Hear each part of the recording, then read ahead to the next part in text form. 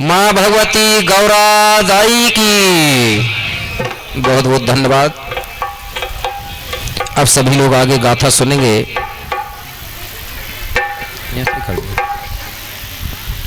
तो अब आपको ले चलता हूं जो सबसे पहले 5 खंड धरती के राजा थे।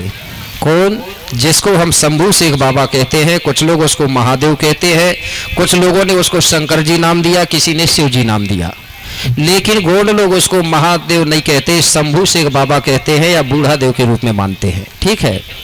ये कौन था, किसका बेटा था और किसके साथ इसका विवाह हुआ? अब लोगों ने तो कहा है कि बाबा शंभू के बाप महतारी नहीं है। ऐसा कभी नहीं हो सकता। बिना माँ बाप का कोई जन्म नहीं होता। सिर्फ बिना माँ बाप के 5 देवता है। कौन? जल, वायु, अग्नि, आकाश और धरती, जिनके हाथ पांव नहीं है। लेकिन जिसके हाथ पांव है, आंख कान है, उसका जन्म होता है, और जिसका जन्म होता है उसका मरण भी निश्चित होता है। जन्म लेगा तो मरेगा ही ना, और जिसका जन्म नहीं हुआ तो वो कैसे मरेगा? तो बाबा शंभू का जन्म हुआ है, इसको छुपा दिया गया है, गोंडी इतिहास में इसका दिया है। तो वही बात मैं आपको बताने जा रहा हूं। ये धरती में 88 शंभुओं ने राज्य किया है। 88 पीढ़ी राज्य चला। कितनी पीढ़ी? 88। तो मैं पहले वाले शंभू की बात कर रहा हूं। और 88 शंभुओं को कुछ लोगों ने 88,000 ऋषियों में बदल दिया है। क्या बता दिया? 88,000 ऋषि, जबकि वो 88 शंभू थे। ठीक है। तो उसी की गाथा सुनाने जा रहा हूं।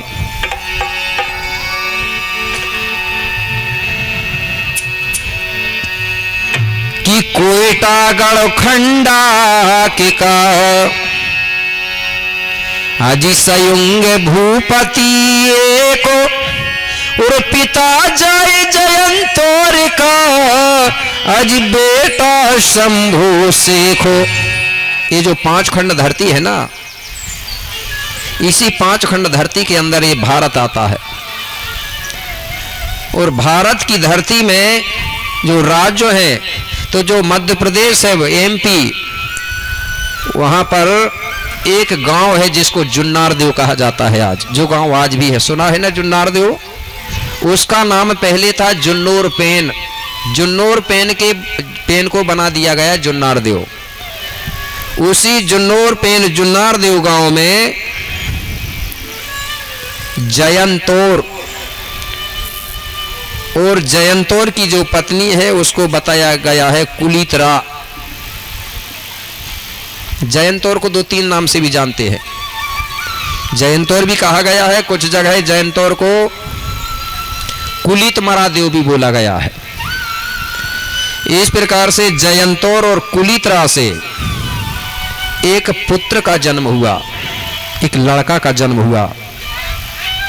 वही जो लड़का है उसका नाम रखा गया था कोसुडूम। लिख लेना, ये कोसुडूम था असली नाम, कोसुडूम।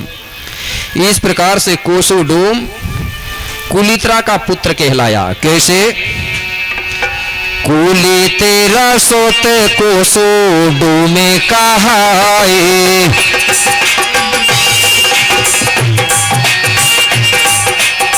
कुली तेरा सत कोसुडूम कहाए,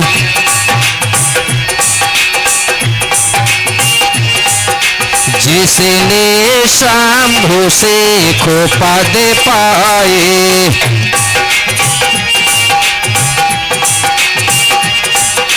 जिसने शंभू शेखो पद पाए, शेखो पदो पाए। यही कुलितरा का बेटा कोसुडूम ने आगे चल करके शंभू शेख का पद प्राप्त किया था। ये पद है शंभू। जैसे आज हमारे बेटा होते हैं या हमारे जो लोग होते हैं, वो चुनाव लड़के पद प्राप्त करते हैं ना। जैसे कोई सरपंच बन गया, कोई विधायक बन गया, तो बाबा शंभू ने भी ये शंभू शेख का पद प्राप्त किया। शंभू शेख के बारे में बता दिया। शंभू शेख का हिंदी में अनुवाद होता है, सा माने होता है संयुग, संयुग आने होता है 5। शंभू लिखेंगे ना तो सा आएगा पहला शब्द। सा का मतलब होता है संयुग, संयुग आने होता है गोंडी में 5, और भू आने होती है धरती, और शेख आने होता है स्वामी। तो हिंदी में अनुवाद हुआ 5 खंड धरती का स्वामी, मालिक या राजा। तो बाबा शंभू ने पद प्राप्त किया। उस समय चुनाव नहीं चलते थे और आज भी गौड़ी व्यवस्था में चुनाव नहीं चलता। जो रूढ़ी प्रथा चलती है ना, उसमें व्यवस्था चुनाव नहीं है, और चुनाव से ही हमारे समाज टूट फूट होती है। इसलिए गोंड लोगों में चुनाव नहीं चलता था। जिस दिन ही हम लोग चुनाव करना बंद कर देंगे ना, उस दिन हमारी समाज अपने आप सही हो जाएगी। हमारे गांव के लोग बैठ के जैसे आज सरपंच का चुनाव चल रहा है, अगर हमारी समाज संगठित रहती ना, तो एक ही आदमी को निर्बोध कर देते, तो फिर लड़ाई झगड़ा भी नहीं होता, विरोध भी नहीं होता। लेकिन ये होगा कब? जब हमारी समाज संगठित होगी तब। और संगठित कब होगी? जब हमारी समाज अपनी रीति रिवाजों पे चलेगी तब। हमारे 3 संस्कार मुख्य होते हैं, जन्म, विवाह और मरण। ये 3 संस्कारों को आप सही ढंग से मानने लगोगे और इनकी रीति पर चलने लगोगे तो समाज अपने आप संगठित हो जाती है। जिस समाज का धर्म संस्कृति सही होती है, जो समाज धर्म संस्कृति पर चलता है, वो समाज संगठित होती है। आज मुस्लिम लोग अपने धर्म पे चलते हैं तो उनका समाज संगठित है। ईसाई लोग अपने धर्म पे चलते हैं इसलिए उनका समाज संगठित है। जो लोग अपनी धार्मिक व्यवस्था पे चलता है वो संगठित रहता है, और जो समाज अपने धर्म को छोड़कर दीगर धर्मों में भटकती है वो कभी संगठित नहीं हो सकती। इसलिए हमको अपनी सामाजिक व्यवस्था पर चलना है, तब संगठित होंगे। तो बाबा शंभू जो है चुनाव से नहीं बना था। उसने सबसे पहले क्या किया? प्रकृति के बारे में अध्ययन किया। कैसे? सकल जगत अवलोकन कीन्हा, कि सकल जगत अवलोकन कीन्हा, रंग रूप रसगंध प्रवीणा। बाबा शंभू ने क्या किया? प्रकृति का अध्ययन किया, पूरे संसार का अवलोकन किया, सर्च किया कि पृथ्वी में कितने प्रकार के रस गंध होते हैं, पृथ्वी में कितने प्रकार के रंग होते हैं, प्रकृति में कितने प्रकार के पेड़ पौधे होते हैं, कौन सा पेड़ क्या काम आता है, कौन सा पेड़ ठंडा होता है, कौन सा गर्म होता है। 52 लाख वनस्पति, 1.25 लाख झाड़ों के बारे में अध्ययन किया। प्रकृति के अंदर कितने धातु है, प्रकृति का संचालन कैसे होता है, प्रकृति में जीव जंतुओं का जन्म कैसे होता है। वातावरण वस्तु जिन देखा, करते रहे मगन मन लेखा। इस प्रकार से वो प्रकृति के बारे में बाबा कोसोडोम अध्ययन करते रहा। अध्ययन करने के बाद में उसको पता चला कि कितने प्रकार के पेड़ है, पौधा है, जीव जंतु के बारे में जाना, समझा। कैसे समझा? अंडज पिंडज स्वेदज नाना, और उदिभज नीरज जंतु बखाना। बाबा शंभू ने पृथ्वी में ये समझा कि यहाँ पर जीव जंतुओं का जन्म 4 प्रकार से होता है। कितने प्रकार से होता है जीवों का जन्म? 4 प्रकार से। उन्हीं को कहा गया है अंडज, पिंडज, स्वेदज और उदिभज। ऐसा बोलते हैं ना लोग। 4 मार्ग है प्रकृति में जीवों का जन्म लेने के। 4 से 5वां कोई मार्ग नहीं है जीवों का जन्म लेने का। तो अंडज का मतलब समझते हैं? अंडज मतलब होता है कुछ जीव जंतु जो है अंडा से पैदा होती है ना। जैसे मुर्गी है, चींटी है, बहुत से जीव जंतु हैं जो अंडे से जन्म लेते हैं, वो अंडज मार्ग होता है। दूसरा है पिंडज। पिंडज का मतलब होता है कुछ जीव जंतु जो हैं कूक से पैदा होते हैं, जैसे आदमी, जानवर होते हैं ना। ये दूसरा मार्ग। तीसरा मार्ग है उदिभज। उदिभज का मतलब होता है कुछ जीव जंतु जो हैं कीचड़ से पैदा होते हैं ना। कोई चीज सड़ गल जाए तो अपने आप जीव पैदा होते हैं। और एक है स्वेदज। स्वेदज का मतलब होता है ऊष्मा, गर्मी। कुछ जीव जंतु गर्मी से पैदा होते हैं, जैसे सर पे पहले गर्मी से पसीना आता था तो जू पैदा होते थे। तो उसने जाना कि प्रकृति में 4 मार्ग है जीवों को जन्म लेने के लिए, 4 से कोई 5वां मार्ग नहीं है। अंडज, पिंडज, स्वेदज, उदिभज, ये समझा। जब बाबा शंभू ने पूरी प्रकृति के बारे में समझ लिया, प्रकृति का अध्ययन कीन्हा, धातु और तत्व सब चीन्हा। धातुओं के बारे में समझा कि प्रकृति में कितने प्रकार के धातु है, लोहा, एल्युमिनियम, तांबा, ये सारी चीज के बारे में अध्ययन किया। और प्रकृति का संचालन कैसे होता है ये भी जाना। तो प्रकृति का संचालन किससे होता है? 2 शक्ति है जिनको गोंड लोग सल्ला और गांगरा बोलते हैं। दाई दाऊ शक्ति बोलते हैं, धन और ऋण बोलते हैं। तो उसने जाना कि प्रकृति में दो शक्तियां हैं जिनको दाऊ दाई के रूप में हम लोग मानते हैं, और दाऊ दाई की शक्ति से ही जीवों का जन्म होता है। ये सब समझा। इसी को कहा गया है कि बाबा शंभू ने बोले अखंड साधना किया था, इसी को कहा गया, मतलब उसने अध्ययन किया, इसी को साधना तपस्या कहा गया है।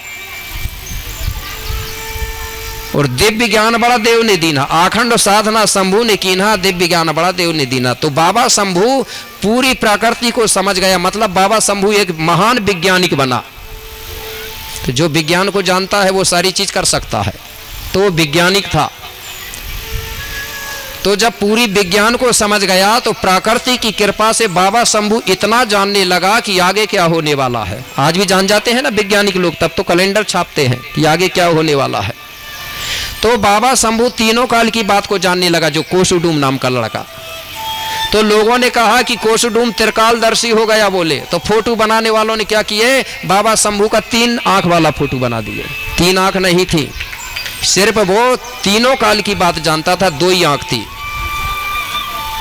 तो इसलिए उसको त्रिकालदर्शी कहा गया। इस प्रकार से जब बाबा शंभू ज्ञानवान हो गया तो धरती में रहने वाले समस्त जीव प्राणियों ने मिलकर कहा कि भाई कोसुडूम को बोले हम सबका बोले मालिक बनाएंगे। सब लोगों ने विचार मंथन करके समस्त जीव प्राणियों ने मिलकर बाबा शंभू को 5 खंड धरती का मालिक बना दिया, राजा बना दिया। भारत अकेला का राजा नहीं था बाबा शंभू, भारत, अरब, ऑस्ट्रेलिया, अफ्रीका और दक्षिण अमेरिका 5 खंड धरती का मालिक था। तो जब बाबा शंभू का राज्य चलता था तो 14 साल तक माना जाता था, 14 साल का कार्यकलाप होता था, अब 5 साल का होता है। इस प्रकार से बाबा शंभू मान कोसुडूम को शंभू शेख की पदवी प्राप्त हुई।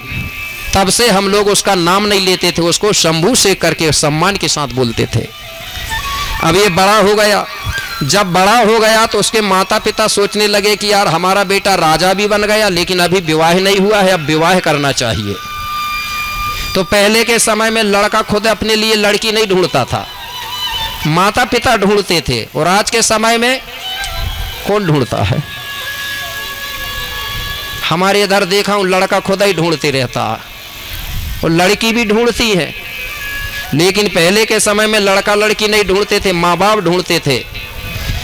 तो माता पिता ने पता लगाया कि हमारे बेटा शंभू के लिए बोले लड़की ढूंढना चाहिए। तो इनको पता चला कि मेलकोट गणराज्य में बोले राजा डोम है, बोले उसकी सुंदर लड़की है बोले। तो ये मेलकोट गणराज्य कहाँ? जो मध्य प्रदेश महाराष्ट्र का जो बीचों बीच क्षेत्र है, जो बैतूल जिला में आता है, उस क्षेत्र को मेलकोट गणराज्य के नाम से जाना जाता है। वहाँ राजा डोम रहता था। तो राजा डोम की एक लड़की थी, सुंदर कन्या, जिसका नाम था मूलादाई।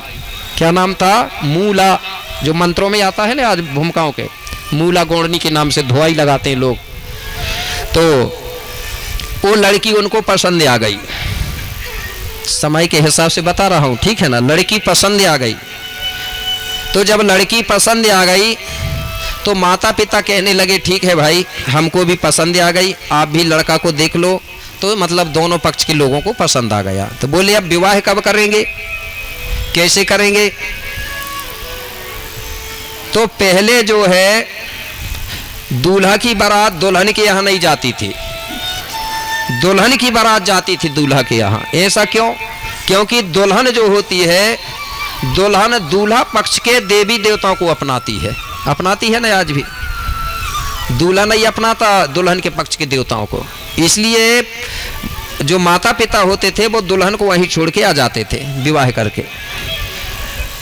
तो दोनों तरफ समय तय हो गया, भाई बारात कब लगना है।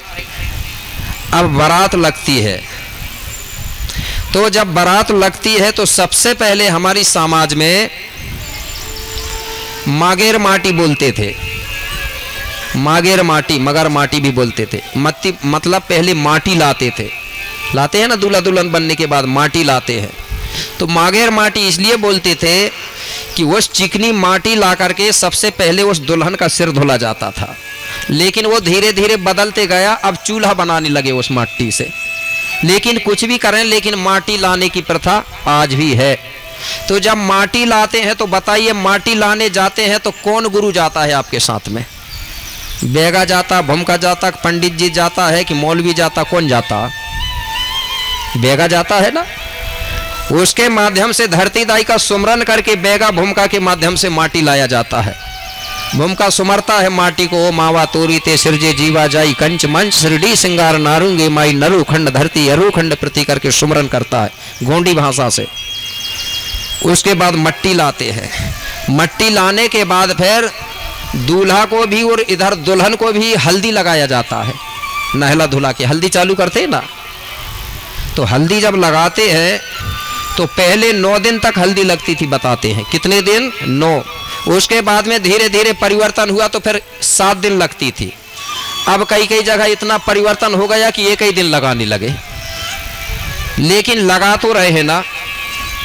अब हल्दी क्यों लगाया जाता है, ये भी कारण होता है, और सभी समाज के लोग लगाते हैं, चाहे वो एससी हो, एसटी हो, ओबीसी हो, सब गोंडी धर्म को कहीं ना कहीं मानते हैं, क्योंकि सबसे पहले सब एक थे, सब गोंडी धर्म के लोग थे। बाद में ये गड़बड़ हुआ है और ज़्यादा समय नहीं हुआ है, लगभग 5000 वर्ष हुए हैं। और मैं जो बात बता रहा हूँ 10,000 वर्ष पहले की बात बता रहा हूँ। तो हल्दी लगाते हैं, तो हमारी संस्कृति में जब हल्दी लगाते हैं तो दूल्हा की हंसी मजाक की होना चाहिए। जो सवासन बोलते होंगे, और कुछ बोलते हैं जी, सवासिन, हाँ हमारे इधर सवासा बोल देते हैं, बात थोड़ा बहुत फर्क है बोलने में, ठीक है ना। वो बनते हैं तो दूल्हा के वो हंसी मजाक वाले होते हैं, वो बनने वाले। हमारे में कोई पंचांग नहीं देखते, कोई वो नहीं देखते, सिर्फ हंसी मजाक का रिश्ते वो होना चाहिए बस। वो सवासिन बोल रहे हैं ना, सवासिन जो वो भाभी होती है अधिकतर बनने वाली, और जो सवासा जो बनता है ना वो अधिकतर जीजा लगना चाहिए, हंसी मजाक वाला, ये बनते हैं। क्योंकि अगर भूमका बेगा भी नहीं रहा तो यही विवाह करवा देते हैं, क्योंकि ये रिश्तेदार है ना। बेगा भी नहीं रहा तो इन्हीं से पूरा काम हो जाता है। तो जब हल्दी लगाते हैं, इसलिए हल्दी जो है एक दवा का काम करती है, आयुर्वेदिक है। अगर किसी भी आदमी को, दूल्हा हो या दुल्हन हो, अगर उसको 7 दिन तक अगर अच्छे से हल्दी लगा दिया जाता है तो हल्दी में वो ताकत है, वो पावर है कि अगर वो लड़का है या लड़की है, अगर कोई भी चर्म रोग है उसको, या अगर शरीर में कोई बीमारी है, तो हल्दी को रगड़ रगड़ के लगाने से उसका चर्म रोग भी खत्म हो जाता है, और शरीर में जो भी रोग है वो बीमारी दूर हो जाती है, उसका शरीर मजबूत हो जाता है, पक जाता है, हष्टपुष्ट होने लगता है, फिर उसको संतान पैदा करने में कोई दिक्कत नहीं होती। मतलब हल्दी शरीर को मजबूत करता है, पकाता है। अगर कोई काले से सांवले से रही ना कोई लड़की, अगर हल्दी 7 दिन तक लग जाए तो उसके बाद में देखना उसका चेहरा में चमक आ जाता है। आ जाता है कि नहीं आता? अब 1 दिन लगा रहे हैं तो काय को चमक आएगा, शरीर मजबूत काय को होगा।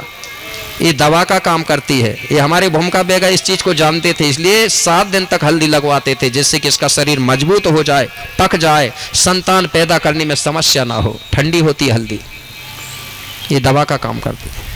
तो जब हल्दी लगाते हैं तो हमारी समाज में हल्दी लगाते समय हमारी मातृशक्तियाँ गीत गाती हैं कि नहीं गाती? और बिना बाजा का गीत गाती हैं। हमारे इधर बाजा नहीं बजाती उस समय, महिलाएं ऐसा ही गाती हैं, जिसको कुछ हर क्षेत्र में अलग अलग नाम से उस गीत को बोलते हैं बन्ना या बन्नी बोलते हैं। दुल्हन के लिए गाएंगी तो बन्नी, और दूल्हा के लिए गाएंगे तो बन्ना बोलेंगे।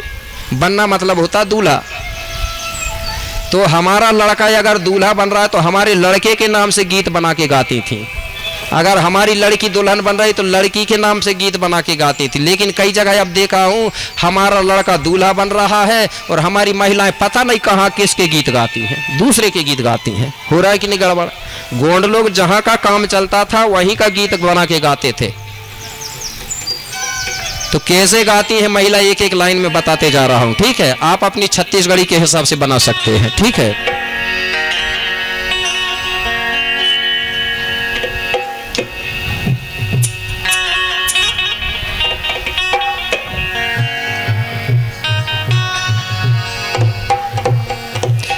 हमारे इधर गाती है वो महिलाओं की बता रहा हूं मैं। वो कहती है, मतलब दूल्हा के जब हल्दी चढ़ती है उसके बारे में गाती है, तो उसको बन्ना करके नाम देती है। कैसे? बन्ना को चढ़ रहो हल्दी तेल बना मोरो पीलो पड़े गौरी, बना के चढ़े रहो हल्दी तेल बना मोरो पीलो पड़े गौरी।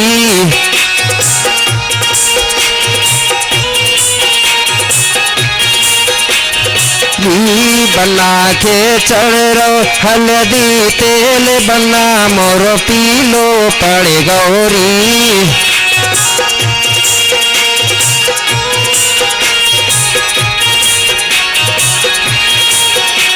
और गीत को आगे बढ़ाते जाती है, क्या जोड़ती है आगे, बना की आजी चतुर सो जान बना के गोदी में ले लई रे।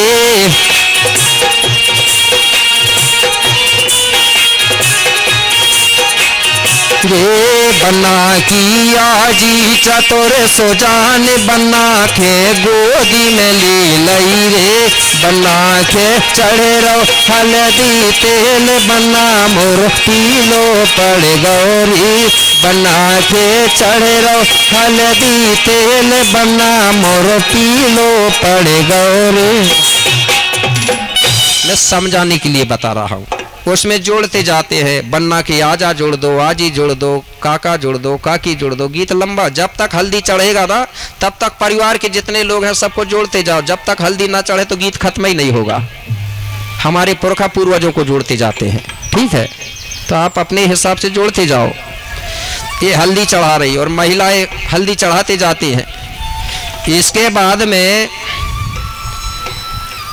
एक गीत और गाया जाता है तेल चढ़ाते समय। देखिए हर चीज के गीत अलग अलग हैं, ऐसा नहीं आज के गीत तो समझ ही नहीं आता कि क्या काम चल रहा। पहले इस पता चल जाता था कि उधर अगर हल्दी चढ़ रहा, हल्दी का गीत सुन के दूसरे मोहल्ला के लोग पहचान समझ जाते थे कि यार हल्दी चढ़ रहा है। और अगर तेल चढ़ाते थे तो तेल चढ़ाने का गीत अलग होता था। अगर तेल चढ़ाने का गीत सुने दूसरे मोहल्ला के ने तो लोग बोलते थे कि यार तेल चढ़ रहा है अब। और अब के गीत में तो पता ही नहीं चल रहा है कि क्या हो रहा है। सब कामों में एक ही से गीत चल रहे हैं ना। डीजे लगा लिए, गाना माना सब बंद हो गए, बैंड बाजा चल रहे हैं और बैंड ही ने पूरा बैंड कर दिए, लोगों कर दिए ना। तीन चीजों ने बर्बाद किया हमारे लोगों को। अब जो संपन्न है भाई वो तो ठीक है, लेकिन जो कमजोर लोग हैं, तीन चीज वो कौन सी, पहला है टेंड, ठीक है ना, टेंड और बैंड और कोट पैंट, ठीक है ना। हमारे कोट पैंट थोड़ी पहनते थे हमारे में दूल्हा लोग। ये तीन चीजों ने समाज को बर्बाद किया। तो मेरे भाई अब तेल चढ़ाता है, चढ़ाते हैं ना तेल ऐसा करके महिलाएं, चढ़ाता है कि नहीं आपके घर तेल चढ़ाते हैं। तो तेल का गीत अलग गाती है महिलाएं, ऐसा करके चढ़ाते हैं, सभी लोग चढ़ाते हैं। उसको तेल मायना भी बोलते हैं कहीं कहीं, तेल मायना करके। वो तेल चढ़ाने का गीत एक लाइन में वो भी बता दे रहा हूँ। वो कैसे, छोटी छोटी लड़कियां गोंडवाना की राजकुमारी ऐसा लटक लटक के तेल चढ़ाती है और गीत भी अच्छा है उसमें। कैसे, चढ़े रहो तेल फुलेल लटा के रही दोई कलिया।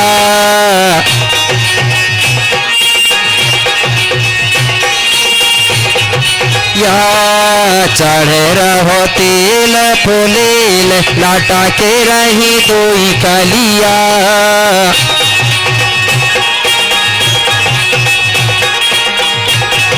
क्या दूल्हा के काका तेल चढ़ाए लाटा के रही दोई कलिया।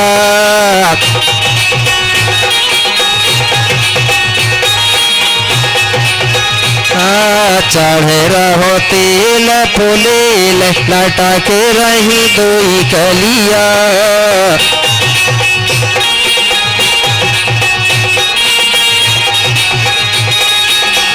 रहो तेल फुलेल लटक रही दोई कलिया।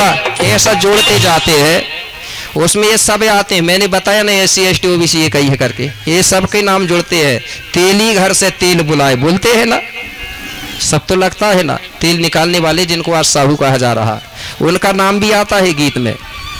तेली घर से तेल बुलाए, पंसारी घर से पनपतियां, ऐसा कुछ गाते हैं, ठीक है ना। तो मतलब ये सभी लोग हमारे थे। तो मेरे भाई तेल चढ़ाया जाता है, दोनों तरफ तेल चढ़ा। तो समय ज़्यादा हो रहा है तो अब बारात को जल्दी जल्दी आगे करेंगे, ठीक है। अब मूलादाई मेलकोट गणराज्य में मूलादाई की बारात ले जाने की तैयारी होने लगी। कैसे तैयारी हो रही है? उस समय मेरे भाई मोटर बस कार नहीं थी। हमारे लोग बेला में बैठ के जाते थे, कोंदा बैल नांदिया में बैठ के जाते थे, भैंसाओं में बैठते थे, बूदाओं में बैठते थे। उस समय बताया जाता है यहाँ गधा नहीं थे, घोड़ा। तो हमारे वाहन यही थे, बैल भैंसा हाथी। सब ने अपने अपने वाहन तैयार करे और कहने लगे, बोले मूलादाई को, बोले मूलादाई के लिए कौन सा वाहन रख लें? तो उन्होंने ढूंढा मेरे भाई, तो उनके एक बैल मिल गया, बढ़िया बैल नांदिया। तो उसका भी एक सिंग टूटा था। बोले यही ठीक है, अच्छा है, डूंगा नांदिया मिल गया। उसके पहले शंभू के पास नांदिया नहीं था। वही नांदिया को तैयार करे और सब लोगों ने अपने अपने वाहन तैयार करे। अब जाने की तैयारी होने लगी और बाबा शंभू ने भी वहां से पेंक मेढ़ी से एक नागुनाल को भेजा दिया कि जाओ तुम, बोले मूलादाई की बारात को लिवा के ले आना, कहीं वो रास्ता ना भटक जाए। उसको नागुनाल भी कहते हैं, सरवतला भी कहते हैं, जो बारात को ले जाने के लिए आता था, पथ प्रदर्शक भी कहते हैं। वो आ गया नागुनाल। वो बोले चलो भाई, बोले बारात बोले लेने आया हूं मैं। अब सब मूलादाई को वो नांदिया में बिठा ले, सब लोग अपने अपने वाहनों में बैठे, खाने के लिए रोटी नमक रख लिए। पहले कुदाई चलती थी, समझते? कुदाई, सवा है, कंगनी है, कुटकी है, इसकी कुदाई चलती थी। सब ने बोले रोटी खत्म हो जाएगी, खाना तो बोले इसको रास्ते में रोक के कहीं भी पका के बना के खाएंगे, बोले तो कपड़े में बांध के भी रख लिए। अब इधर से बारात निकली भाई रवाना, सब नर नारी गावत गीत मनोहर वारी, सब गीत गाते चले जा रहे हैं। भैया लोगों की टीम अलग, महिलाओं की टीम अलग। तो महिला भी गीत गा रही है। तो हमारी महिला भाई प्राकृतिक गीत गाती थी, पेड़ पौधों के गाती थी, पशु पक्षियों की गाती थी। तो एक गीत आज भी गाया जाता है, एक लाइन में बता दे रहा हूं, वो महिलाएं गा रही थी। ये प्राकृतिक गीत है। कैसे? जो तो हमारे गौर लोग जो तीर कमान रखते हैं ना, तो छोटे छोटे लड़का भी रख के जा रहे थे बारात, तीर कमान, जिसको गुलेल भी बोलते हैं, गुलेल। तो वो लड़का ने गुलेल रख लिया था। एक पक्षी होती है जिसको गलगल बोलते हैं, लाहू बोलते हैं गोंडी में, वो गलगल के नाम से गीत बनाया था। वो महिलाएं गा रही थी जाते समय। कैसे? अरे दे दादू तेरी गुलेल रे, वो कहने लगी दे दादू तेरी गुलेल रे, अरे दे दादू तेरी गुलेल रे, जागल गल बैठी अटरिया, अरे दे दादू तेरी गोलेल रे, जागल गल बैठी अटरिया। सेवा सेवा जैसे बजसे बाते दादू तेरी गोलेल रे, जागल गल बैठी अटरिया, जागल गल बैठी अटरिया, जागल गल बैठी अटरिया, जागल गल बैठी अटरिया। मतलब गीत गाते हुए बारात चली जा रही है। चलते चलते मेरे भाई बारातियों को रास्ते में बड़ी जोर से प्यास लग गई। अब प्यास लगी बारातियों को तो पानी भी ढूंढते जा रहे हैं और चलते जा रहे हैं, लेकिन कहीं भी बारातियों को पानी नहीं मिला। तो बाराती लोग क्या कहने लगे? बाराती लोग मूलादाई के जो पिताजी हैं राजा डोम, उसको दोष देने लगे। कहने लगे अरे बोले राजा डोम की बारात नहीं आते, बोले तो हमको प्यासों में तड़पना नहीं पड़ता, हमको बोले नहीं आना था। इस प्रकार पूरे बाराती राजा डोम को दोष देने लगे। तो राजा डोम को पता चल गया। राजा डोम मन ही मन कहने लगा इसमें मेरा दोष क्या है? बोले अगर मेरे घर में लड़की का जन्म नहीं होता, मूलादाई का जन्म नहीं होता, तो मैं बारात काहे को ले जाता? बोले ये मैं मूला बेटी के कारण ये बातें सुन रहा हूं, बोले बारातियों से। वो दोष लगाने लगे मूलादाई को। मूलादाई को ये पता चल गया कि मेरे पिताजी मुझे दोष दे रहे हैं। मूलादाई को गुस्सा आई। मूलादाई ने तुरंत वो सरबतला को बुलाई, नागुनाल को, जो बाबा शंभू ने पहुंचा, उसको बुलाई, बोली इधर आओ। बोले तुम बोले बारात को लेवा के ले जाने के लिए आए हो, बोले तुम पथ प्रदर्शक हो, बोले तो तुमने ऐसी जगह से मेरी बारात क्यों लाया? बोले जिस जगह में पीने के लिए पानी तक नहीं है, बोले तुमको ऐसी जगह से ले जाना था जिस रास्ते में पानी की व्यवस्था होना था।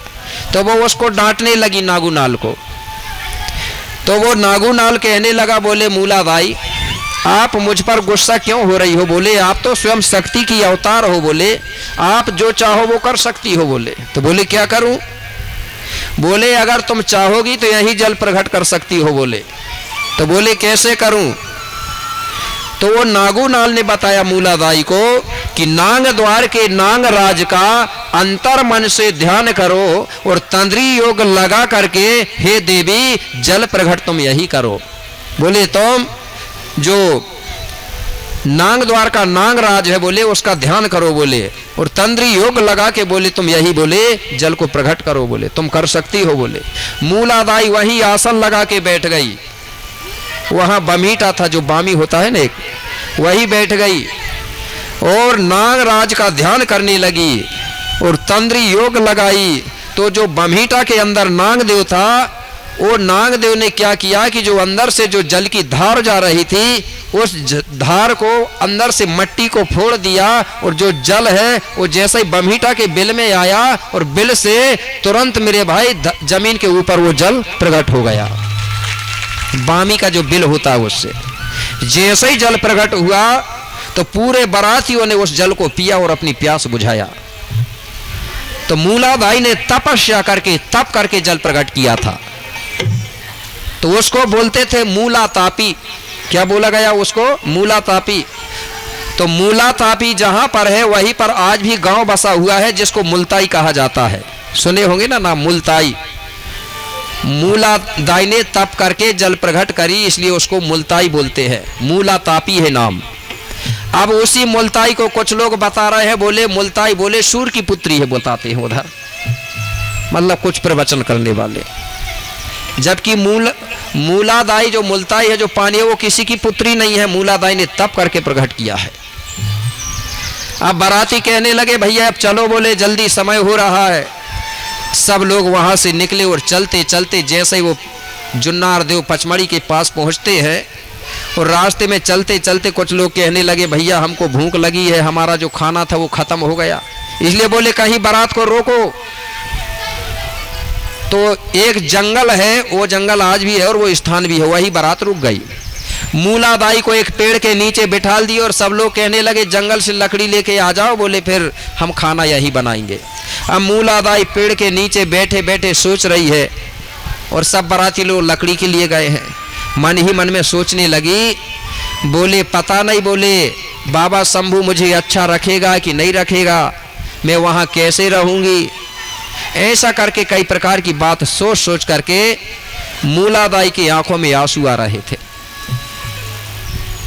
धीरे धीरे आंसू संभल नहीं पाए, मूलादाई के आंखों से आंसू टपकने लगे, बहने लगे आंसू। और बहते बहते मूलादाई के कुछ दूर में कुंड था जहां पानी भरा था, मूलादाई का आंसू बह करके उस कुंड के पानी में जाके मिल गया। जैसे ही वो पानी में आंसू मिला तो वो कुंड का जो पानी है पूरा गर्म हो गया। जैसे ही गर्म हुआ उसके बाद में बाराती लोग लकड़ी लेके आए और कहने लगे कि खाना बनाना है, बोले कुदाई धो लो, बोले पहले पानी ले आओ, बोले कुंड से। जैसे ही बाराती लोग कुंड से पानी लाने के लिए गए, उसमें जैसे ही हाथ लगाए तो वो पानी इतना गर्म था कि हाथ जलने लगा, छू नहीं पाए उन्होंने। वो कहने लगे भैया, बोले देखो देखो, बोले ये कुंड का पानी तो इतना गर्म है, बोले हमको आग जलाने की भी अब जरूरत नहीं है, बोले कपड़ा में बांधो, बोले कुदाई और सीधे पानी में डाल दो, अपने आप चुड़ जाएगी, इतना गर्म है, बोले। तो सब लोगों ने कपड़े में कुदाई बांध के और पानी में डाला तो 2-3 मिनट में कुदाई चुड़ गई, इतना गर्म पानी है, बोले। सबने चुड़ाए और खाना खाए।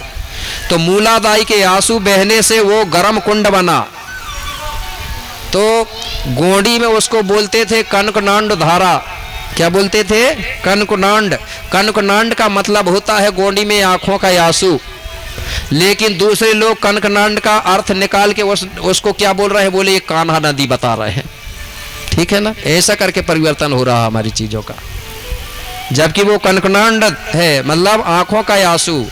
वो जगह आज भी है, कुछ लोगों ने देखा होगा, महादेव गए हैं आप, चौरागढ़ पचमढ़ी पेंकमेड़ी एक गांव है कन्हा, वो क्या बोलते हैं चावल पानी करके, ऐसा कुछ गांव है, वहां आज भी 3 कुंड बने हैं। जो पहला कुंड है उसमें तो कोई जाते नहीं, जाली लगा दिया गया है, बंद कर दिया गया है। अगर कोई धोखा से अगर गिर गया चला गया तो 1 मिनट भी नहीं लगेगा और पूरा चुड़ जाएगा, इतना गर्म पानी छू नहीं सकते। दूसरा नंबर का कुंड है वो, उसमें थोड़ा छू लेते हैं, आदमी छू सकते हैं लेकिन नहा नहीं सकते। तीसरा नंबर का कुंड है उसमें भी नहीं नहा सकते, इतना गर्म है। हम तो ठंडी के दिनों में भी जाके देखे, नहाने की कोशिश की, लेकिन बहुत गर्म है, कोई नहा नहीं सकता। ये कोई काल्पनिक बात नहीं है। आज भी कुंड गए हैं क्या? कोई गए होंगे तो हाथ उठा के बता दो, दूसरे लोगों को पता चल जाए कि बात सही है कि गलत है। नहीं गए हैं? चलो एक बार जाके देखना, ठीक है। महादेव चौरागढ़ पचमढ़ी के किनारे, उसको अनहोनी बोलते हैं क्या? अनहोनी करके बोलते हैं। कोई भी बता देगा गर्म कुंड जाना है कर। अगर किसी को चर्म रोग है, किसी को कोई बीमारी है, उस पानी में नहाने से उसका चर्म रोग खत्म हो जाता है। ये आज भी है वो। तो सबने वहां खाना खाए और चले। खाना खाने के बाद अब आगे निकलते हैं। तो सबसे पहले गोंडी समाज में जो बारात है वो पूर्व दिशा में मैदान में रुक जाती है, डायरेक्ट गांव के अंदर नहीं घुसती। अब तो घुस जाती है, ठीक है ना। अब परिवर्तन हो गया भाई। और पहले के अधिकतर गोंडों की बस्ती उगत डूबत बसा करती थी। कैसे बसती थी? लाइन कैसा होता था? उगत डूबत। हमारे इधर बहुत से गांव है अभी उगत डूबत मिलेंगे। अब जिसको जैसा लगा तो बनाने लगे। गोंडों के अधिकतर मकान बनते थे, उगत डूबत दरवाजा होता था, ऐसा बनता था। तो बारात जाके मैदान में रुक गई। उसके बाद में सबसे पहले गांव के लोग इकट्ठे होकर के और बारात को मान सम्मान के साथ लिवा के ले जाते हैं ना। जब तक लिवा के नहीं ले जाते तब तक कोई बाराती लोग गांव के अंदर नहीं घुसते थे। खाना भी नहीं खाते थे पहले। अब तो खाना पहले खिला दे रहा है कई जगह। जब बारात झिली ही नहीं है और पहले ही खाना हो जा रहा है। कई जगह नहीं खाते अभी। स्पष्ट बोलते हैं बाराती लोग की, बोले हम खाने के भूखे थोड़ी, खाने थोड़ी आए, हम पहले काम होगा तब खाएंगे। पहले भावरा पड़ जाता था, उसके बाद गोंड लोग खाना खाते थे। भावरा के बाद खाना खाते थे। अब खाना पहले ही खाते हैं। काम हुआ ही नहीं, पूजा पाठ हुई नहीं और पहले खाना बाद में पूजा हो रहा है, ठीक है ना। तो मेरे भाई बाराती लोग लिवा के ले जाते हैं। तो जब महिलाएं गीत गाती हैं, लिवा के ले जाती तब गाती हैं ना महिलाएं। तो मैं आपको हिंदी में बता रहा हूँ, पहले की जो महिलाएं गीत गाती थी वो बता रहा हूँ। वो दूल्हा के नाम से गीत गाती हैं या दुल्हन के नाम से गाती हैं। तो एक एक लाइन में बता रहा हूँ टाइम को देखते हुए। तो वो कैसे गाती हैं? दूल्हा को कहती हैं, अपनी क्षेत्रीय भाषा में गाती है वो। कैसे? वो कहती है दूल्हा को, रात रात को आओ रे दूल्हा, बोलती वो। रात ही को आती थी ना बारात, इसलिए वो कहती है राते राते आओ रे दूल्हा, ताती भजिया खायो रे, राते राते आओ रे दूल्हा, ताती भाजी खायो रे, भाजी खायो रे, ताती भाजी खायो रे। ये गीत गाती थी। ये गीत गलत नहीं है। वो कहती थी रात रात को आया दूल्हा, ताती भाजी खायो। भाजी मतलब भजिया को बोलती थी। भजिया जानते ना, गरम मंगोड़ा भजिया।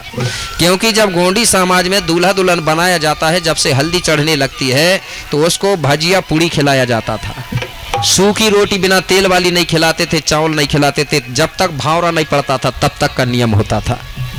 खाते थे ना भजिया, अच्छी अच्छी चीज खिलाते थे। भावरा पड़ने के बाद फिर चावल या सूखी रोटी खिला सकते थे, ये नियम था। इसलिए वो कहती थी दूल्हा को कि रात रात को आया है दूल्हा, गरम गरम भजिया खा के आए हो, बोले। इस प्रकार से वो गीत बना के गाती हैं और ऐसा गीत लंबा होते जाता है। इस प्रकार से वो लिवा के ले जाती हैं। लिवा के ले जाने के बाद जो हमारा मंडा होता है, मड़वा होता है ना, गोंडी में देखो मड़ा या ना मतलब होता पेड़, और जो हम मड़ा बनाते वो भी मड़ा है। लेकिन पहले के समय में जिंदा मड़ा के नीचे होता था विवाह, पेड़ों में भावरा होता था पहले।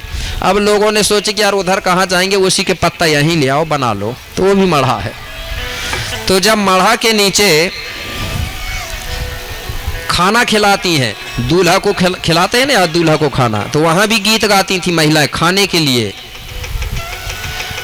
के लिए। और एक गीत गाया जाता है जो मड़ा के नाम से गीत गाती हैं आज भी हमारी महिलाएं, मड़ा के नाम से। वो सुनने में गलत जैसा लगता है लेकिन उसका अर्थ अच्छा है। तो पहले गीत बता दूं कैसे गाती महिलाएं, उसमें हमारी संस्कृति छिपी है। वो कैसे गाती हैं? मड़वा के बारे में। ऐसो मड़वा देखो, तो दूल्हा को कहती है वो, दूल्हा राजा को बोलती है कि ऐसा मड़वा देखा था क्या दूल्हा? ऐसो मड़वा देखो तो एरे सोला बाप को, एरे नौ मेहतारी को, एरे 17 जात को, एरे 9 मेहतारी को।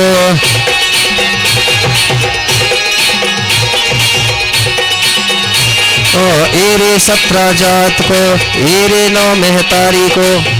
अब अगर ऐसा कोई महिला गीत गाए तो गुस्सा तो आएगी ना। क्यों आएगी गुस्सा? ऐसो मड़वा देखो तो एरे 16 बाप को, एरे 9 महतारी को, एरे 17 जात को, तो गुस्सा आएगा कि नहीं आएगा? तो हमारे लोगों ने सोचे कि ये गाली दे रही है, गाली नहीं है, इसको समझे नहीं लोगों ने, तो इस गीत को बंद करवा दिया कुछ क्षेत्रों में। बोले ये गीत बंद करो, तो महिलाओं ने जैसे ही बंद करी और लग गई फिर वेद पुराणों के पीछे। इसमें वो बता रही है दूल्हा को, क्या बता रही है कि दूल्हा राजा, ऐसा मड़वा तूने कभी नहीं देखा रहा होगा। ये मड़वा कैसा है? ये मड़वा 16 बाप का है, 9 महतारी का है और 17 जात का है। क्यों कहा कि जो मंडा बनता है आज भी कुछ क्षेत्र में, तो उसके जो खंबा होते हैं वो 9 खंबा होते हैं, ये वाले खंबा खूटा, और ऊपर जो लकड़ी डाली जाती है वो 16 लकड़ी डाली जाती है। तो खंबन को महतारी कहती थी और जो लकड़ी डली है उनको बाप बताती हैं। वो मतलब 16 बाप का मड़वा है और 9 महतारी का है। और 17 जात जो मंडा होता है उसमें 17 प्रकार की मतलब पत्ता डाले जाते थे, 17 प्रकार के पत्ता, 17 प्रकार के पेड़ हो गए, जैसे बांस हो गया, डूमर हो गया, ये सभी प्रकार के 17 प्रकार के डालते थे। इसलिए वो मड़वा बना कितने प्रकार जात का? 17 जात का। इस प्रकार से मंडा बना हुआ, इसलिए वो गीत से बताती हैं। तो वो खाना खिला रही थी। तो बाबा जो शंभू है ये कोई काल्पनिक नहीं है। कुछ लोग कहते हैं कि बाबा शंभू के गले में नाग नहीं था नाग। क्यों था? क्योंकि बाबा शंभू की पीढ़ी बदलते गई है। कभी 6 देव वाला रहा, तो कभी 7 वाला रहा, तो कभी 5 वाला रहा ना। इसलिए उसने अपनी पहचान के लिए रखता था। जब वो नागवंशी राजा था, नागवंशावली में आता था, तब वो नाग को पहचान के लिए रखता था। जब चंद्रवंशी राजा था, शंभू का पद चलाता था चंद्रवंशी, तो उसने चंद्रमा का पहचान रखा था कि मैं चंद्रवंशी हूं। नागवंशी था तो नाग रखता था, इसलिए उसमें अलग अलग प्रकार से मिलेंगे। लेकिन उन्होंने एक ही शंभू में सारी जोड़ दी है। तो जो नाग था वो गले में था। जो महिलाएं सोच रही थी बाबा शंभू को खाना खिला दे, लेकिन वो नाग आगे आगे हो रहा था। तो महिलाओं ने सोची कि यार ये नाग हमको काट देगा, हम नहीं खाना खिलाते। तो बाबा शंभू ने सोचा कि अगर ये नाग ऐसा करेगा, ये महिला खाना नहीं खिलाएंगी, तो मैं भूखा रहूंगा। तो उसने सोचा कि सबसे पहले नाग को अलग कर दो, तब ये खाना खिलाएंगी। तो उसने अपने गले का नाग को निकाला, ऊपर मंडा पे फेंक दिया। बोले जब वापिस होने लगेंगे, जब हो जाएगा काम, तो मैं तुझे निकाल लूंगा। तब तक के लिए उसने मंडप के ऊपर छोड़ दिया। इसके बाद महिलाओं ने खाना खिलाई। अब के दूल्हा लोग नाग तो लपेट नहीं सकते, तो वो नाग के जगह में क्या करते हैं? एक बिजना रखते हैं। बिजना जो होता है, बिजना में भी भूमिका नाग देव का वास करता है। उसमें पूजा पाठ करके नाग का वास होता है, बिजना में रखता है ना, बिजना बांस का। तो आज भी दूल्हा जब वहां जाता है, तो आज भी हमारे इधर मंडा पे फेंकते हैं। आपके इधर भी फेंकता होगा दूल्हा, कि नहीं फेंकता? मंडा पे छोड़ता है ना, तो समझ जाओ वो नाग है। जब दूल्हा पूरा विवाह हो जाता, दूल्हा ही पक्ष के वो बिजना को निकाल के ले जा लेते, दुल्हन वाले नहीं रखते उसको। तो इस प्रकार से उसका वो हुआ। इसके बाद में मुख्य चीज बता दूं अब। तो इसमें जो भूमिका या बेगा होता है, वो सबसे पहले जो दूल्हा दुल्हन होता है उसको संकल्प कराता है। और आज भी ये काम चालू कर दो, अगर नहीं करते रहे होंगे। संकल्प कराता, दूल्हा दुल्हन को उठाता है और दोनों के हाथ में हल्दी चावल और महुआ का फूल रखता। दारू नहीं चलती। अब लोग महुआ का फूल की जगह में दारू रखने लगे हैं बेगा। पहले महुआ फूल, हल्दी चावल दिया, महुआ का फूल दिया, और वो संकल्प कराता है बेगा भूमिका कि हम दोनों लोग अलग अलग परिवार में जन्म हुए हैं, लेकिन आज हम दोनों एक साथ हमारा जोड़ा बन रहा है। हम जीवन भर एक दूसरे को कभी छोड़ेंगे नहीं, ये संकल्प करवाता भूमिका बेगा। और हम कभी भी अपनी देवी देवता में दारू शराब भी नहीं चढ़ाएंगे, और हम भी नहीं पिएंगे, और हमारे बेटी लड़का बच्चों को भी दारू कभी पिलाएंगे नहीं। ये भूमिका बेगा संकल्प करवाता दूल्हा को और दुल्हन को। और हम मासिक धर्म का पालन करेंगे और सगा समाज की सेवा करते रहेंगे। ऐसे 7 वचन है, लिखे हैं वो, ये सारा संकल्प करवाता है। तो जब दूल्हा दुल्हन वहां सबके सामने संकल्प करते हैं कि हम एक दूसरे को जीवन भर नहीं छोड़ेंगे, तो वो सोचते हैं कि यार हम कैसे अलग अलग हों। और वहीं बोलते हैं दूल्हा दुल्हन का, हम कभी दारू शराब नहीं पिएंगे। ये संकल्प अगर भूमिका बेगा कराएंगे तो वे काय को पिएंगे? फिर गलत जगह नहीं जाएंगे ना, रास्ता नहीं चलेंगे। अब बेगा या भूमिका खुदा ही पिएगा तो वो काय को संकल्प करवाएगा? है ना गड़बड़। तो मैंने बता दिया ना, गोंडों के देवी देवता में दारू शराब नहीं चढ़ती थी, महुआ का फूल चढ़ता था। तो अब ऐसे भूमिका तैयार करो, ऐसे बैगा तैयार करो कि जो खुद दारू ना पिए, ठीक है ना। क्योंकि दारू वारों से आप काम करवाओगे तो तुम्हारे परिवार भी दारू पीता रहेगा। क्योंकि आज के समय में दारू दवा नहीं रही, जब बन गई शराब, और पी पी के बिगड़ रही है गोंडवाना की सगा समाज। और भारत देश एक ऐसा देश है जहां के आप, यहाँ के आप मालिक हो ना। भारत एक ऐसा देश है जहां के मालिक आज बन गए हैं मजदूर, और हिम्मत है, साहस है, ताकत है, लेकिन दारू पीने में हो रहे हैं मजबूर। जिस दिन दारू बंद भाई तो समझ जाओ सब बढ़िया हो जाएगा, ठीक है। तो गुरु सही रहेगा तो चेला सही रहेगा, और गुरु दारू पिएगा तो चेला भी पिएगा। इसलिए अब परिवर्तन करो, अच्छे गुरु तैयार करो। और जो हमारे भूमिका बैगा हैं उनसे भी निवेदन है, अगर कोशिश हो तो आप भी अगर पीते होंगे तो धीरे धीरे छोड़ने का कोशिश करो। क्योंकि जिस समाज का गुरु जैसा होता है वैसे ही उसकी समाज होती है। अगर गुरु सही रहेगा तो समाज सही रहेगी। तो मेरे भाई संकल्प करवाया गया, और इसके बाद में फिर दोनों दूल्हा दुल्हन का परिक्रमा होता है, भावरा बोलते हैं ना। तो हमारे में भावरा दाएं से बाएं होता है, याद रखना। कैसे चलता है? दाएं से बाएं, उल्टा मत घुमाना। प्राकृतिक का नियम है दाएं से बाएं चलना, ये सीधा है। प्रकृति भी सूर्य की परिक्रमा दाएं से बाएं कर रही है। अगर उल्टा करोगे तो कमजोर हो जाएंगे। चकिया को प्रैक्टिकल कर लो ना, चकिया होगी सबके यहाँ, होगी ना, एससी के पास भी है, ओबीसी के पास भी। सभी चकिया कैसे घुमाती महिलाएं? दाएं से बाएं। उल्टा घुमाओगी तो आटा कम गिरेगा। बैल जब चलते हैं, गाहनी करते थे ना, पहले खरियान होता था, बैल चलते थे अनाज निकालने के समय में दाएं से बाएं चलते थे। उल्टा चलाते थे तो बैल भी नहीं चलते, दिक्कत होती उनको चलने में। तो हमारे में पूरी चीज दाएं से बाएं होती है। तो इस प्रकार से भावरा हुआ। और हमारे में दहेज नहीं बोलते थे, ठीक है। हमारे में दहेज शब्द नहीं था। हमारे में जो दूल्हा दुल्हन होते हैं उनका जो नया परिवार बसता है, उस परिवार को बसने के लिए उसको सहयोग दिया जाता था कि यार इनका नया परिवार बनेगा। तो अनाज भी देते थे, हम लोग देते थे ना अनाज। बैल जोड़ी भी देते थे कि नहीं? क्यों देते थे? खेती किसानी करने के लिए। बर्तन भी देते थे पानी पीने के लिए। लेकिन उसको हम लोगों ने इतना विस्तार कर दिया कि आज हम लोग उसके नाम पर लूटने लगे। अब माता पिता है, कुछ मेन लोग जो चीज़ जरूरी वो तो दे दिए, लेकिन दूसरे लोगों को ये सारी चीज़, टीन स्टील की चीज़ नहीं देना चाहिए, ठीक है ना। कपड़ा भी ढेर सारे देते हैं, काम ही नहीं आता, गट्ठा बांधा के रख दिए लोगों ने। तो मुख्य आदमी 8-10 आदमी ने दे दिए उनकी व्यवस्था, बाकी सबको। मेरा मतलब है कि पैसा देंगे तो कैसा रहेगा? महिलाएं नहीं मानती होंगी, ऐसा लग रहा मुझे कि नहीं हम कपड़े ही ले जाएं, ठीक। क्योंकि देखो इससे फायदा है, कुछ चीजों को बदल भी सकते हैं, परिवर्तन करना चाहिए। कुपारलिंगों का ये नियम था, प्राकृतिक का नियम है परिवर्तन।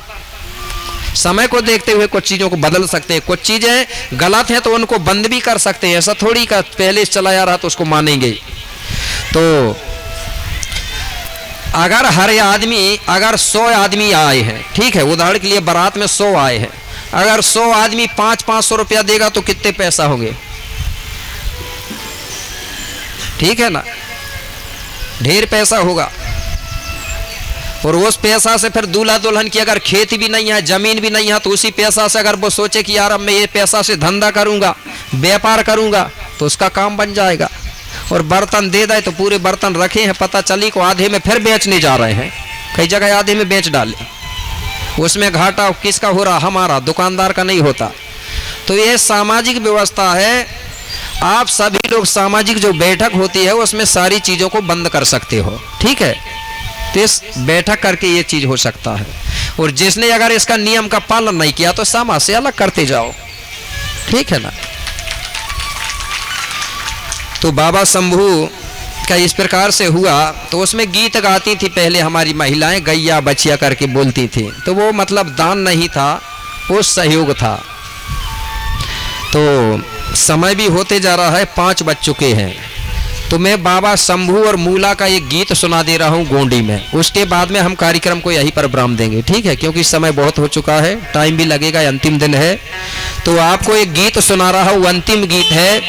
जिसको नाचना है तो नाच लेना, नहीं तो बाद में कहेंगे कि यार मुझे भी नाचना था, मैं नाच नहीं पाए, ठीक है। ये गोंडी में है, ठीक है ना। आज भी ये गीत गाते हैं गोंडी क्षेत्र वाले, शंभू मूला के विवाह का गीत है।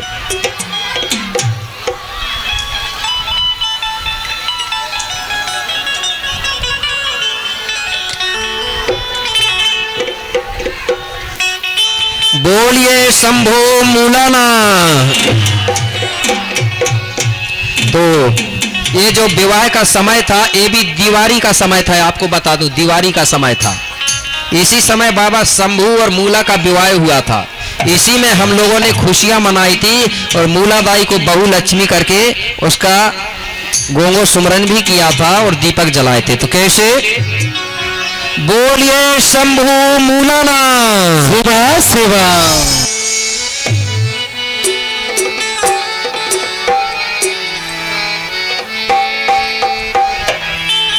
शंभू ना बारात हंदाला तारो मावा दाई मूल्हा।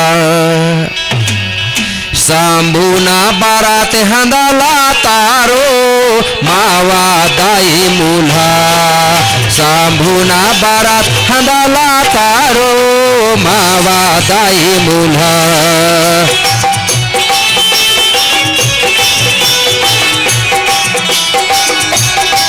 शंभू ना बारात हंदाला तारो मावा दाई मूल्हा।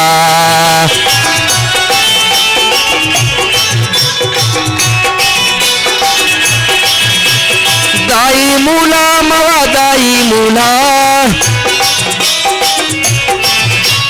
दाई मूला मावा दाई मूला। दाई मूला मावा दाई मूला। दाई मूला शंभू ना बारात हंदाला तारो मावा दाई मूला।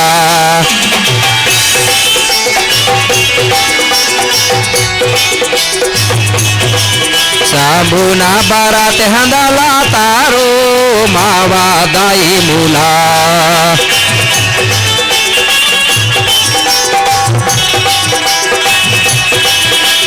जय हो।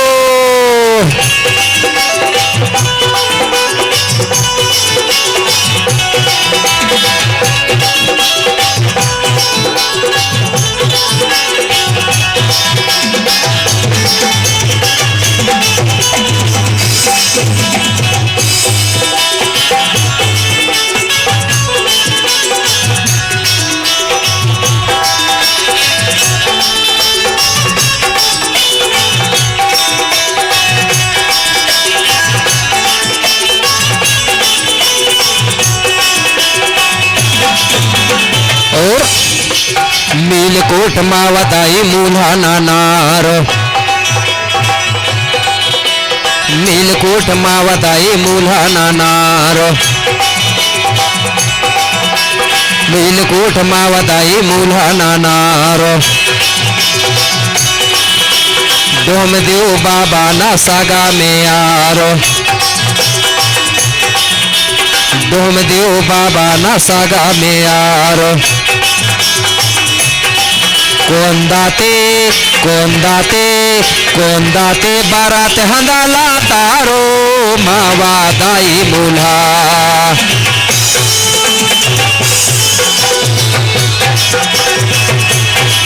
कोंदाते बारात हंदाला तारो मावा दाई मूल्हा।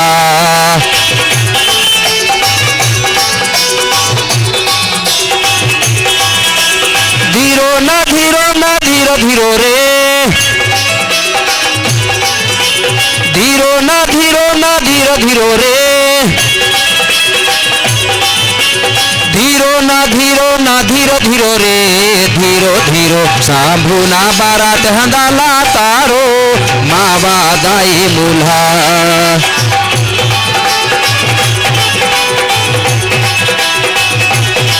शंभू ना बारात हंदाला तारो मावा दाई मूल्हा।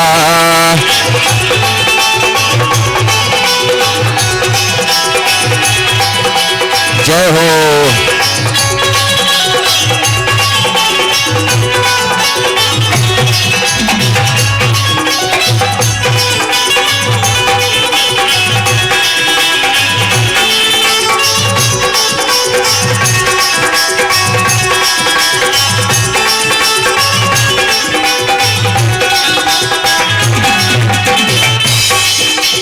और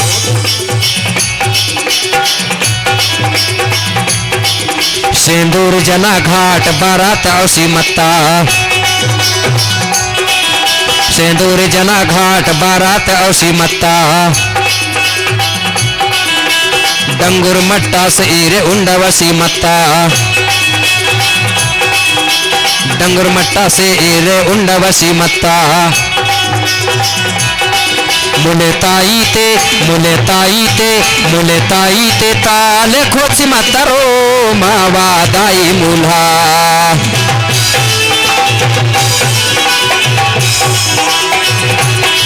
मुले ताई ते ताले खोची मतरो मावा दाई मुल्हा,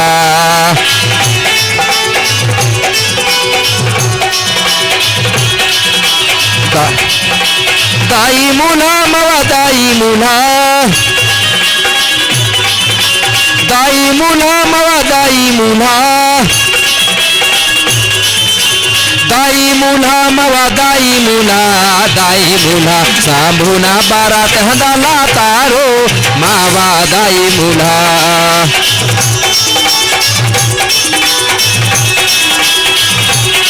सांभूना बारात हंदाला तारो मावा दाई मुल्हा,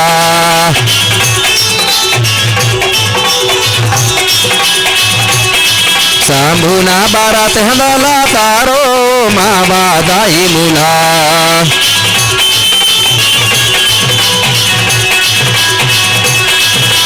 जय हो।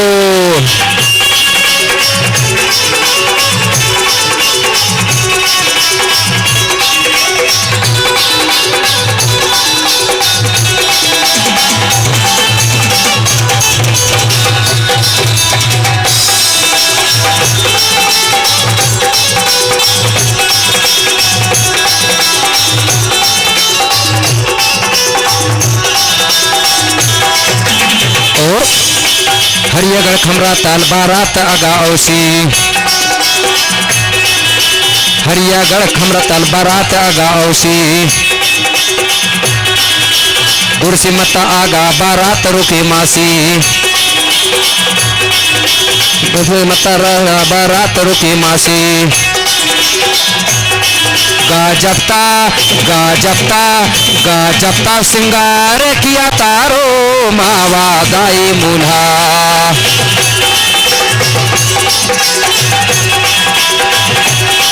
गाजपता सिंगार किया तारो मावा दाई मुल्हा,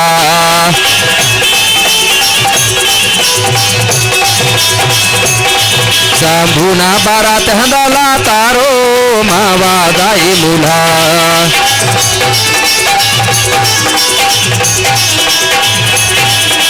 धीरो ना धीरो धीरो रे, धीरो ना धीरो रे, धीरो ना धीरो रे, धीरो धीरो सांभूना बारात हंदाला तारो मावा दाई मुल्हा,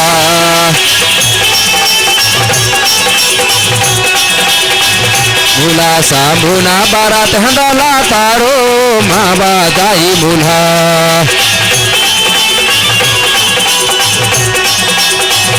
मुल्हा सांभूना बारात हंदाला तारो मावा दाई मुल्हा, सांभूना बारात हंदाला तारो मावा दाई मुल्हा, सांभूना बारात हंदाला तारो मावा दाई मुल्हा, सांभूना बारात हंदाला तारो मावा दाई मुल्हा, सांभूना बारात हंदाला तारो मावा दाई मुल्हा, सांभूना बारात हंदाला तारो मावा दाई मुल्हा, सांभूना बारात हंदाला तारो मावा दाई मुल्हा, सांभूना बारात हंदाला तारो मावा दाई मुल्हा।